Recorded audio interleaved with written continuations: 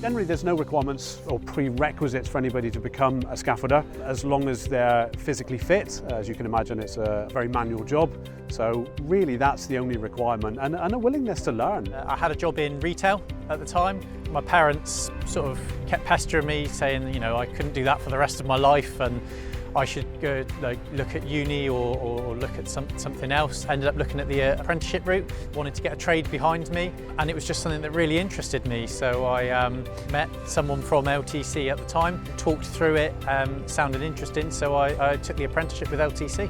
One of my friends used to work here, and he said, you know, give it a go, and I give it a go, did a bit of research about it, and it's a good trade to get under, and yeah, I haven't looked back since. I think there's a huge amount of benefits to being a scaffolder. I don't think you'll ever be out of work if you're a good scaffolder. The opportunities to work in lots of different environments, in maybe construction, maybe civil, maybe refurbishment, the opportunities to travel, not just within the UK but around the world.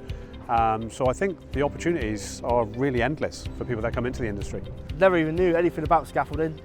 I was just always rugby, but obviously the bigger picture is different, and yeah, it's interesting to see how other things work and how other people are in different environments. Training was fantastic, so I went down the apprenticeship route, so it was about 2.5, 3 year sort of route. You'd learn a lot sort of being on your tools, being with sort of experienced qualified scaffolders, but then you would go away to college and then you'd come back to site and you'd put that into practice. At the end you pass all your exams and all the tests, and then you become a qualified scaffolder. So it's fantastic really, and the support that you get from your colleagues that you work with on site, they really want you to succeed as well. If you're not sure anything, they do slow it down, break it down, and so you get a better understanding. They do put a lot of time and effort into you guys, and yeah, it's good.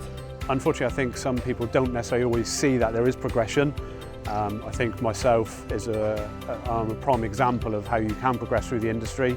I started my career back in September of 1989 as a trainee scaffolder. Throughout the years I've progressed to a qualified scaffolder, an advanced scaffolder, subsequently into a supervisory role, subsequently into a contracts manager's role, and then into the instructing side of things, the health and safety side of things, and into my current position now as managing director of training organisation. So I think anybody else that's willing to put their head down and work hard can absolutely achieve the same thing. They really can.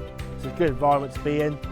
You know, everyone's here for the same thing, to earn money and have a good life. So being in a trade, you travel a lot and you see things the majority of people wouldn't see in an office or in the supermarket and things like that. So yeah. This part of the country is beautiful, isn't it? It really is. It's just some amazing places that we get to work.